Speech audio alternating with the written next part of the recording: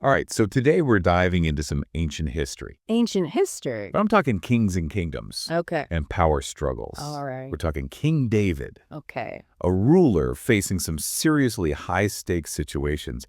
And you might be thinking, what can I learn about leadership from a guy who lived thousands of years ago? Well, and that's the surprising thing about these stories. They're packed with timeless lessons about ambition, diplomacy, and the consequences of decisions made under pressure. We're digging into 2 Samuel And- chapter 10 through 12 in this deep dive. Right. But not to preach or anything. Right. Think of it as peeking behind the curtain at how these power dynamics played out way back when, and maybe seeing how they still resonate even in our own lives. Absolutely. So imagine this King Nahash, the ruler over the Ammonites. Yeah. He has just died, total power vacuum.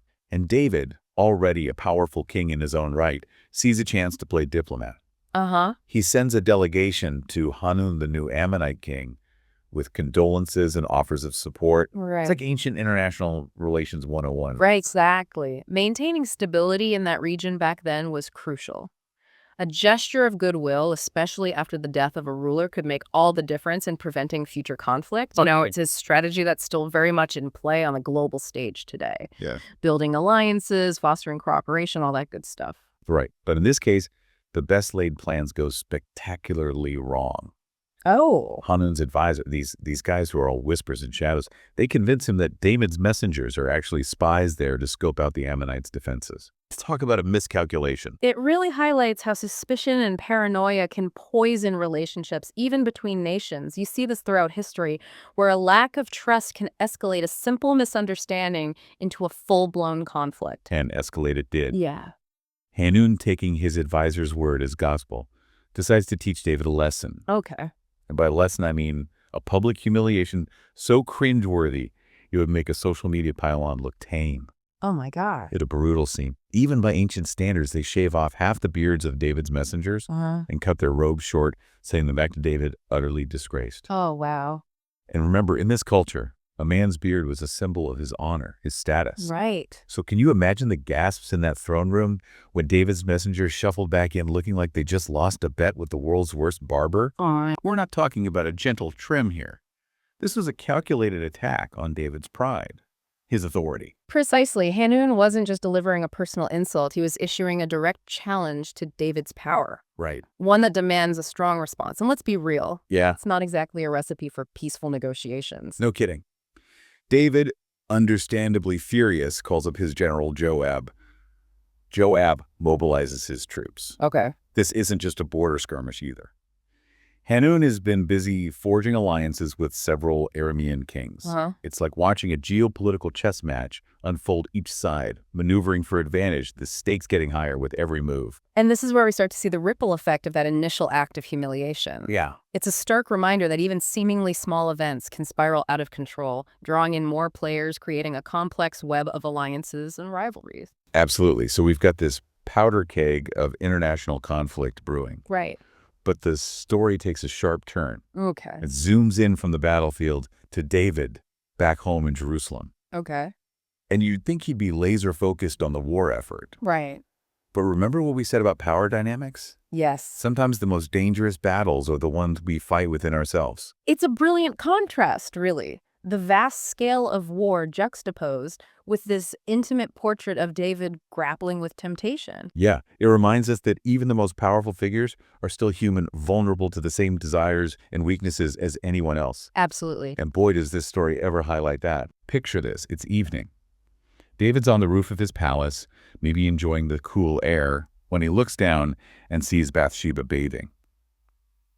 Now, before you say anything, the text makes it clear this wasn't just a casual glance. Right. It emphasizes that David, from his position of power, was literally looking down into these surrounding homes. It Yeah. underscores the inherent power imbalance in this situation. And just to add another layer, Bathsheba was a married woman, Right. but David, captivated by her beauty, sends for her. He does. He's the king, after all, accustomed to getting what he wants, and will things escalate from there? This is where we see the seductive nature of power on full display.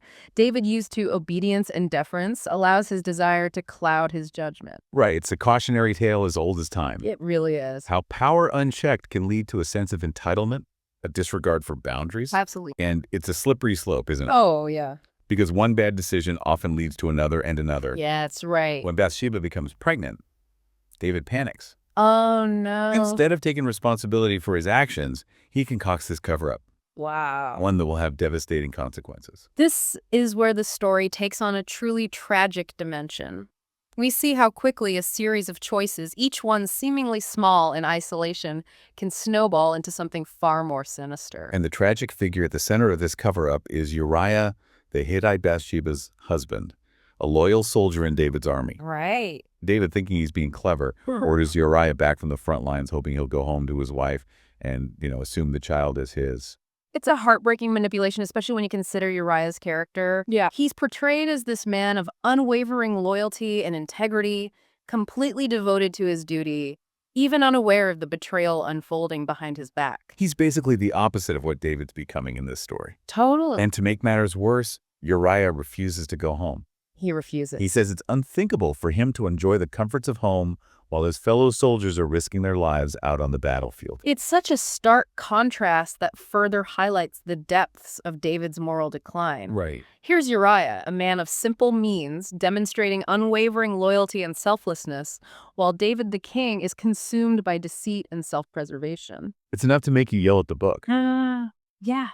But David, trapped by his own web of lies, takes things even further. Oh, no? He sends Uriah back to the front lines with a sealed letter for Joab, his general. And we all know what that letter contains. Yeah.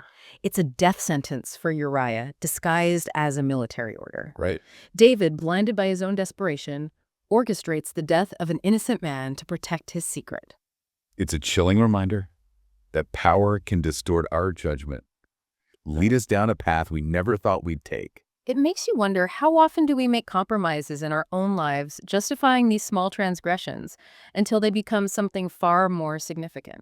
Right. It's a question worth pondering. But before you get too comfortable judging David, remember, this story isn't just about one man's failings. Right. It's about the human capacity for both good and evil. Yeah. The constant struggle to hold on to our values even when faced with impossible choices. Yeah, absolutely. So David has committed this horrific act, and he thinks he's covered his tracks. But as we all know, the truth has a way of coming out. Right. Especially in stories like this. Yeah. Enter Nathan the prophet. Okay. Now, before you picture some guy in a flowing robe pointing a finger and yelling about sin, that's not really who Nathan is in this story. Right. He's not just there to deliver a divine scolding. Think of him more as a trusted advisor. Right. Someone who could speak truth to power. Yeah. He understood the weight of David's actions, not just on a personal level, but on the entire kingdom. And he approaches the situation with incredible wisdom. He does. Instead of directly confronting David, which, let's be honest, would probably just make him defensive, Nathan tells a story. Yeah, oh, interesting. It's the famous parable of the lamb. Maybe you've heard it before. Yeah, it's a classic storytelling technique, using a seemingly unrelated tale to highlight a deeper truth. Yeah, it's like slipping past someone's defenses and speaking directly to their heart. It's brilliant. So Nathan tells David this story about a rich man who takes a poor man's only lamb, even though the rich man has flocks of his own. Right. And David, completely caught up in the story, is outraged. Wow. He demands justice for the poor man. Yeah. The one who did this deserves to die, he exclaims. You can practically hear the mic drop in the room. It's only then that Nathan delivers the knockout punch. Yeah. You are the man. Talk about an aha moment. Right. David is completely undone. Yeah. He sees his actions for what they truly were, a betrayal of trust, an abuse of power. Right. And the consequences are swift and severe. They are. Nathan tells David that his family will face turmoil, his kingdom will suffer, and the child born from this affair will die. It's a stark reminder that actions have consequences, Yeah. even for kings. There's this powerful theme here about accountability, this idea that no one, regardless of their position, is above the law or exempt from these consequences of their choices. And David, to his credit, doesn't make excuses. Right. He accepts Nathan's judgment and publicly repents. He does. He acknowledges the pain that he's caused and seeks forgiveness. And that's a crucial point. Right. While the consequences of David's actions, they continue to ripple outward. Yeah. He takes responsibility. It's a reminder that even in the face of our mistakes, there's always room for remorse, Right. for seeking redemption, for Mhm. trying to make amends. This story really packs a punch, doesn't it? It does. It's got everything: power struggles, betrayal, moral dilemmas, We even had a little bit of ancient espionage thrown in there for good measure. Like this? But what makes these stories so fascinating, even thousands of years later, is their enduring relevance. Absolutely, because these aren't just stories about kings and prophets. Right. They're about the human condition, the choices we make, the consequences we face, and this constant struggle to live up to our own ideals.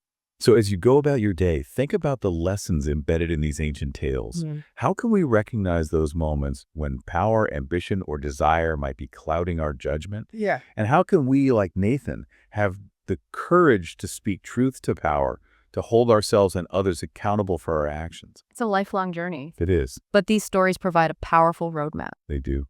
And that's it for this deep dive. We'll see you next time. Welcome to Charlie and Mia's podcast. We're embarking on an exciting journey to read through the entire Bible in just 1 year. Every day, we dive into Scripture, exploring its meanings and how it applies to our lives today. We invite you to join us on this incredible adventure of learning and discovery. Don't forget to subscribe to our channel so you never miss an episode.